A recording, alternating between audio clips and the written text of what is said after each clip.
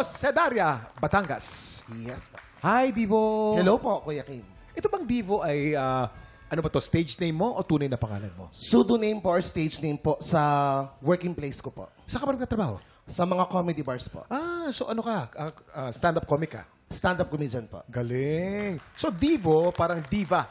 Divo, Apo. diva. Ayun. Supposedly po, dapat siya is D.I. Victory O. Pero para maging unique po, ginawa ko po nga D-E-E space Victory O. Divo. Divo. Divo? O, di ba? Divo. Mapapadivo kaya ang ating mga inampalan. Ano kaya masasabi ng ating inampalan? Alam mo, ang ganda ng quality ng boses mo dahil may pagka-husky. Tsaka lalim, tsaka no? buo, lalim, laki ng boses mo. And nung umpisa, medyo parang sabi ko, uy, parang nag-aalangan ako nung umpisa kung ma-reach mo ba yung high note na to. Pero actually, nakuha mo, nagawa mo ng tama yung mga high notes. Yung umpisa lang, medyo delikado lang yung mga umpisa mo. But I think natapos mo yung kanta ng, alam mo yun, natapos mo yung kanta ng maayos. Ayun. Good luck sa'yo mamaya. Thank you po. Divo, great voice. I love the quality of your voice. Effortless yung ano mo, yung birit mo. Nakakabirit ka. Yun nga, parang nasashock ako kasi medyo husky yung boses mo na parang minsan pag ganon, parang natatakot ka na. Like ako, pag nakakinig ako ng mga husky, akala ko hindi nakakaabot ng high notes. But with you, it was effortless. And I love how you end the song. Like you were just, I don't belong here. So, gusto ko yun. So, I enjoyed your performance. Thank you po. Divo. Kala ko machong-macho ka. Divo. Kagalang-galang na boss. Parang Rico Puno, naririnig ko kanina. Oh, laki ng boses. Nagamit mo yung bulong dito sa simula. Napakaganda. Napakaganda nung simula mo na nun. When we reach the higher parts, yung extensions mo, nagkaroon lang ng konting problema dahil sa hindi mo na-retain yung notes. Medyo bumabali ng konti, ha? Most of your extensions are like that. Halos lahat, pag bumibira ka na tapos mahaba na, medyo kinakapos, ha? May kulang lang, ha? Napakaganda nung bulong mo dun sa ending. Gustong-gusto ko yun. Napakaganda. You practice the high notes and the extensions and you'll be doing great. Thank you po. Maraming salamat sa ating mga inampalan. Anong score kaya ang ibibigay ng ating inampalan? Divo! Ang stars na ibibigay ko sa iyo today ay...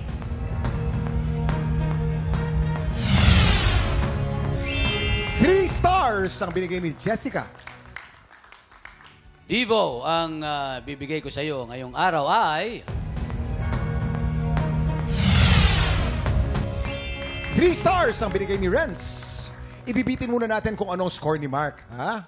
Sa ngayon, kilalanin natin ang ating pangalawang kalahok. Ito na po, Aero Aro. Tropa ko yung nanay mo eh. Ay, talaga? Oo, tropa ko yung nanay mo. Tapos nung nasa tiyan ka daw niya, akala niya, babae ka. Nung nanganak ang nanay ko, sa first child, lalaki siya. So they are expecting na ang susunod, babae na.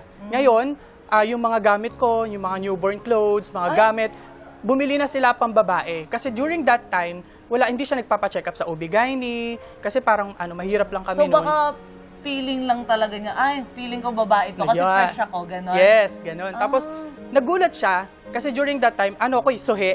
So, syempre, hindi pa, yun. Hindi mo na makikita yung, yung gender. So, nagulat yung kumadrona, lalaki. Tinanggap na lang nila. Hindi ba sila na-disappoint or ano? Hindi ko na sure kung na-disappoint sila. Basta, natuwa sila kasi at least, healthy naman ako na lumabas. Pero kasi ang tanong, nasuot mo ba yung mga pambabae? Sinuot daw, nung baby ako. Pero syempre, nung lumaki na, tapos na nagkakaroon na sila ng parang hint na yung mother ko parang malambot ako kumilos, malamya, ganyan-ganyan. Hanggang sa lumaki na ako at nag-college, doon ako parang nag-out na, ay, ito ako.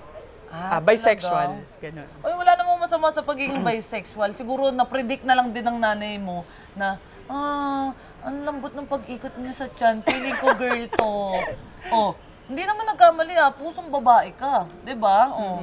Perfect ang mother mo. Iba talaga yung mother instinct. Correct. Tinanggap ba nila ng buong buo or may mga hadlang ba na parang nangyari na parang, alam mo, pang-teleserye na parang, hayop po, maging lalaki ka. May mga ganun ba?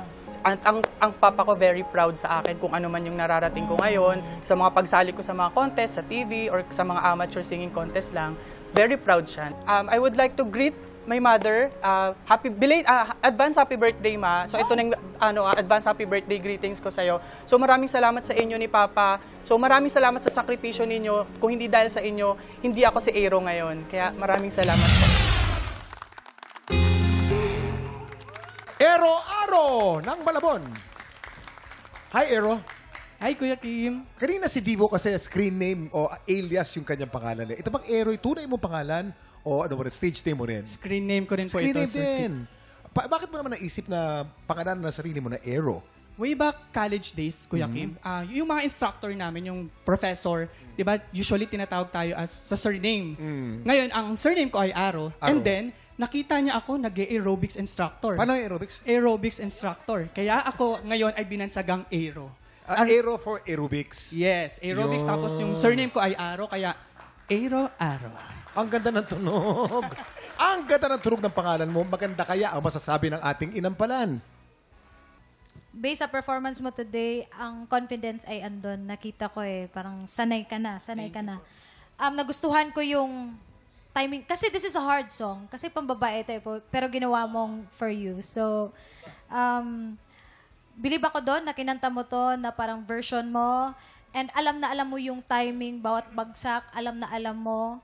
And nagustuhan ko yung paglagay mo ng riffs and runs, which is hindi naman siya na-over, sakto lang. So, happy ako sa performance mo. Thank you po. Na-enjoy ko naman ang performance mo, pero parang may hinahanap lang ako na I think feeling ko dagdagan pa ng power dahil yung song, ang requirement ng song is ganun na parang mas dapat sure ka sa gusto mong ipahiwatig sa song. And hindi yung parang kang nag-iisip kung ano yung next na gagawin mo or ano yung kulot na gagawin mo. Dapat sigurado ka. Yun lang naman. Pero Thank you po. with your quality ng boses mo, ang ganda ng boses Thank you mo. po. Good luck. Gusto ko yung interpretation at saka style nung pagbali mo nitong kantang ito. Dahil ang inaasahan ko rito ay puro bira na lang ng bira. Although I was tama si Mark na I was looking for something. Kasi parang yung kanta, ganun lang walang peak. Hindi siya umakyat. Yun ang hinahanap ko. Baka lang ganun din yung style nung arrangement. Kaya, pero meron kang mailalagay. Meron ka dapat mailalagay. Kahit na ganun yung arrangement, ganun yung treatment, dapat meron kang mailagay na something that will make us mawaw kami. Dapat ganon. Dito sa lyrics, nakita ko, napakaganda nung adlib mo doon sa second line, on the line. Ganda nun, yung adlib mo ron. Although, dito naman sa third stanza, medyo kinulang ka ng konti doon sa forget. Ewan ko, kinapos kaya yata ng hangin. And then your adlib dito sa last few lines, medyo may hinahanap akong konting assurance doon sa nota. Yun. Thank you po. Maraming salamat. Very constructive ang comments ng ating inampalan. Ang tanong, maganda kaya ang score na ibibigay ng ating inampalan? Aero! Ang stars na ibibigay ko sa'yo today ay...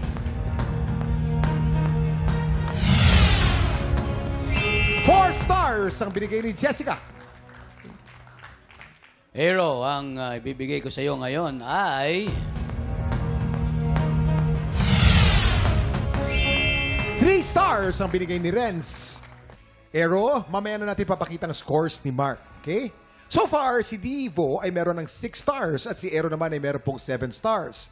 Ang umangat sa unang banggaan at hahamon sa kampyon, makikilala natin sa pagbabalik ng tanghalan ng kampyon dito sa TikTok!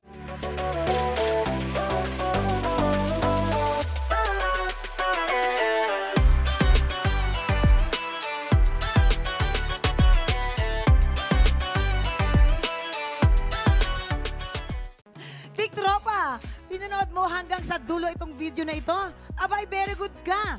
For more happy time, watch more TikTok Lock videos on our official social media pages and subscribe to GMA Network official YouTube channel.